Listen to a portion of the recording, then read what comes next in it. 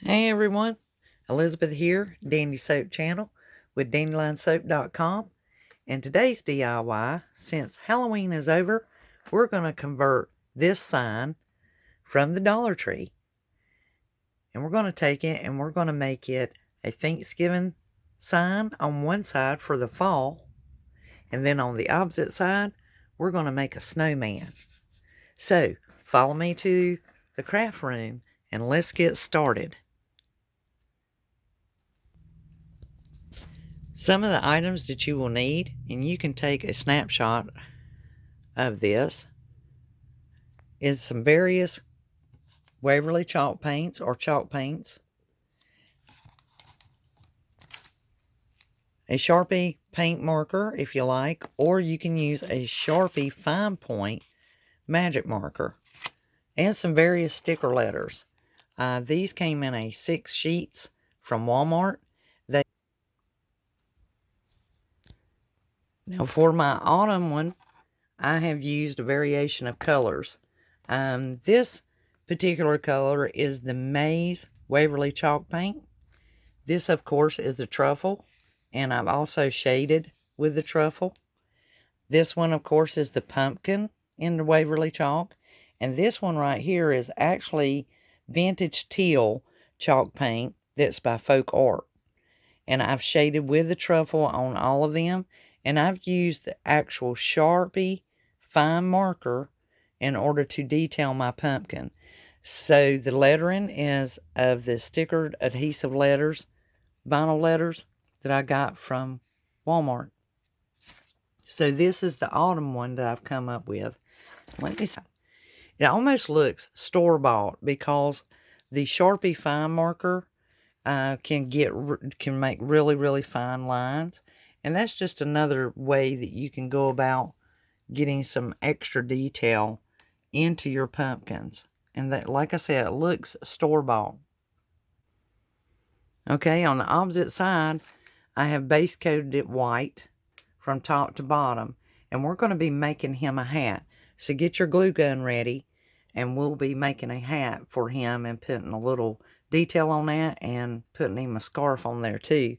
And most of the time, I go straight into putting a second coat on there without even concerning myself that the glitter's in the background, because by the time I detail it and add all the little accessories and actually just, dressing it up, it covers up anything that may be in the background. Right now, with the paint being wet, you can kind of see in the background that I did not sand the glitter. I'm just painting right over top of it. But like I said, by the time I accessorize it and add all the shading and detailing that I do in my painting, it's going to cover that up anyway. So even if it's 1.5 by 4 3/4, usually I write that down.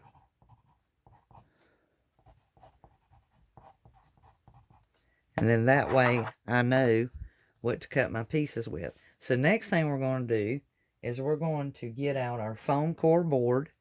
We want the brim of the hat to fall down, somewhere around 1 inch so wide, so it'll drop down at least 1/2 inch, and it'll look correct. So it needs to be slightly longer than the already width of the hat, which is 6.5 by our measurements before.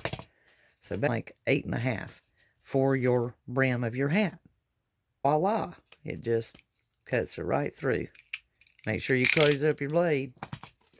Now, let's see. Oh yes, that's looking just right. So now we can either Mod Podge some fabric or even our buffalo check paper. Perhaps you wish to paint it and embellish it with some glitter or even some hot glue to make it look like there's snow on his brim of his hat and on his hat. And then we can embellish it with some decorations.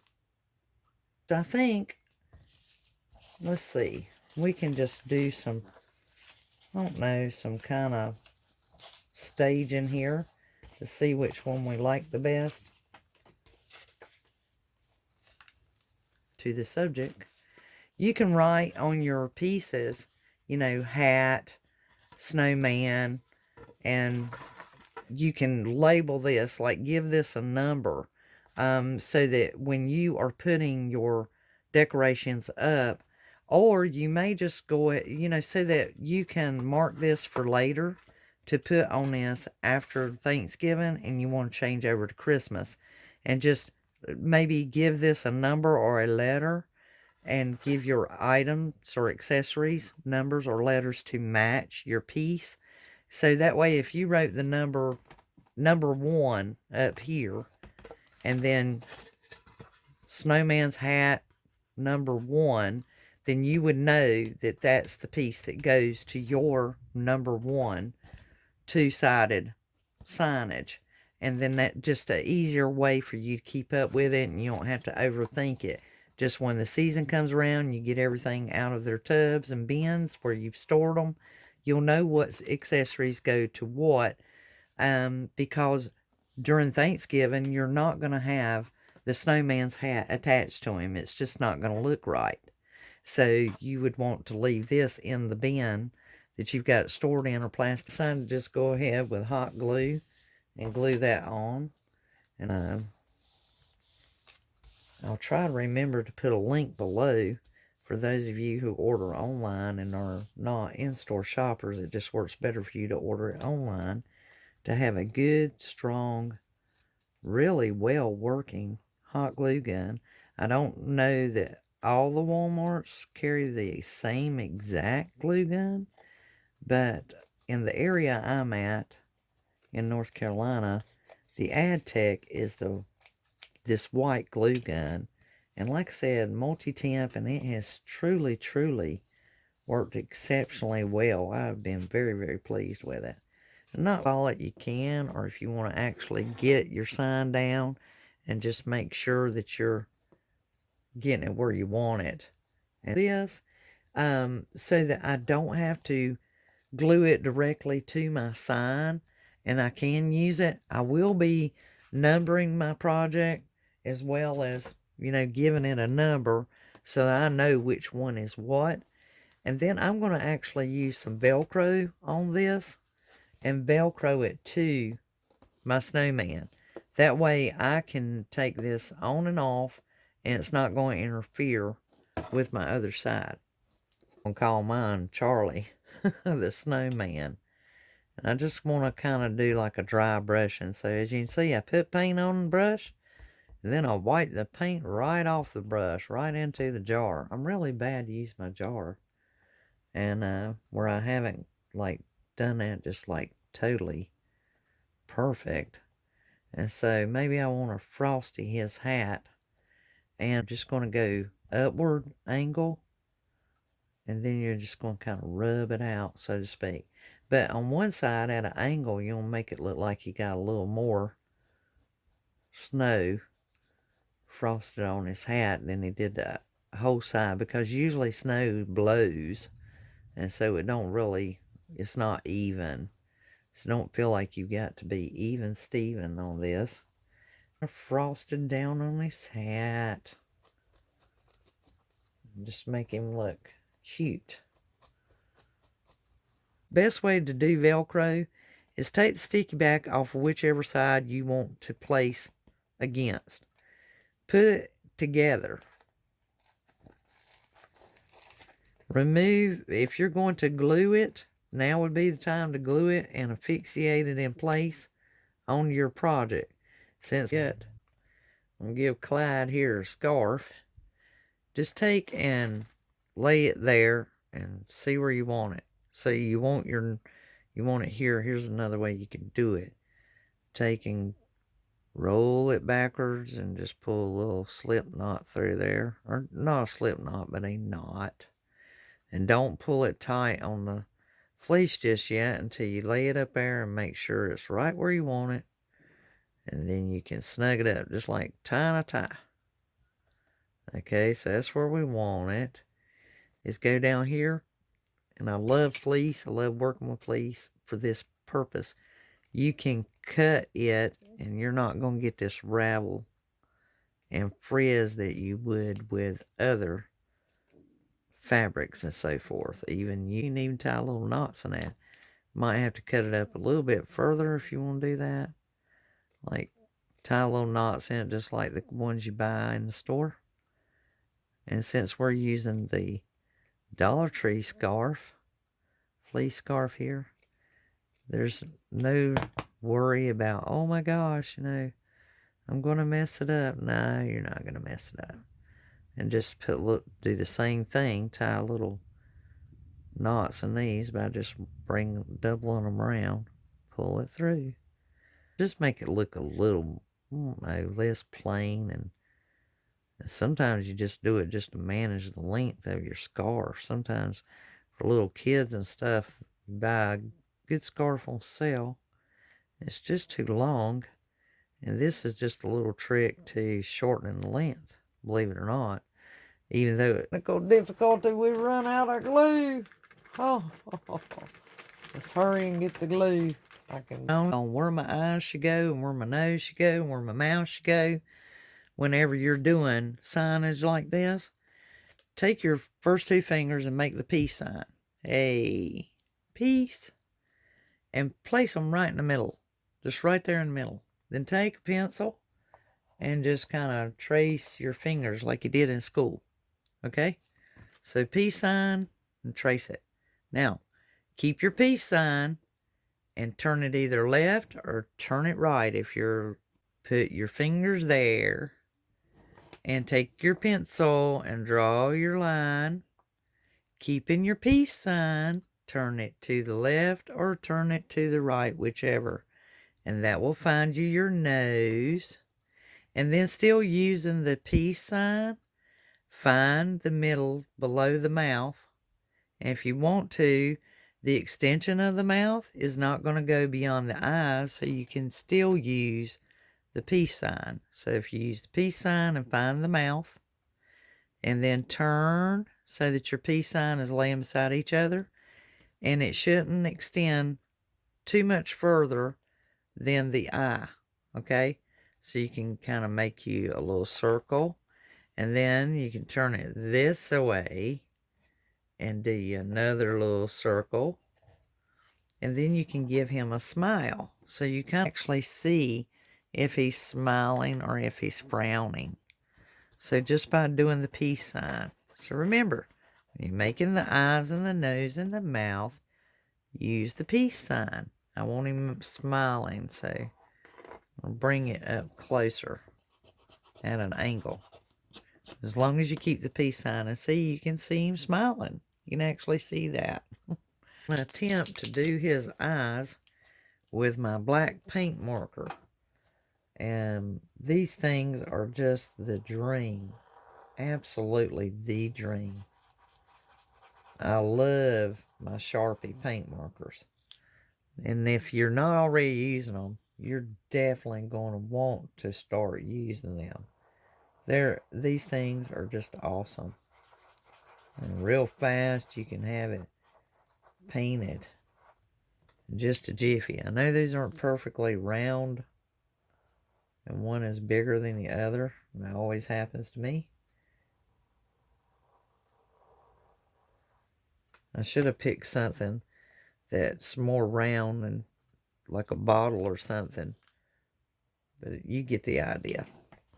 And then for his little buttons or coal. And the cool thing about it being a snowman is they don't have to be perfect. They're coals. They don't have to be perfect. Coals are not perfect. And so right here, to maybe give him some definition, you might want to kind of do just like some little bit of shading. And usually, it takes several of these dots to make his mouth crooked grin when I do it like that. Just dot, dot, dot. The pencil marks don't help being there. Kind of gets it confusing. So, and it doesn't look right if you just draw it straight. It really don't. So what I may have to do is might have to go back and paint over that and fix it. And then again, Sometimes making it bigger is better. You ever heard that old saying, bigger's better? You know, with paint, if you mess up, you paint over it. Tain't half bad. Next to a scarecrow. Okay, how's that looking? Yeah, it looks like he's grinning. I think the line will be just fine. So you guys, there you go. We just learned some new trick. Painting the snowman. I am going to outline this slightly. I don't know that it will help it any. Some knows. I want to tell you another tidbit. See how I put a slight angle on this back? It is not round, because if you're sticking a carrot into the snowman, it is going to go in at an angle. If it's straight ahead, it will be pointing at us and it will look like a dot there. So for us to make it look like he really is got a carrot nose, we need to draw it at an angle as though he's turned sideways, and we stuck it in at an angle. Okay, so some extra little details is you can take the silver lining in the Waverly chalk paint, and you can just have a damp brush and just kind of do the bottom, kind of brush at it, so to speak. Go over that little bit of black we did, his middle, and then start brushing inward. And because this is so white, you may not be able to tell what I'm doing, but going over his middle, that'll help that. And then while it's still damp, just touch. You just need that little bit of brightness maybe.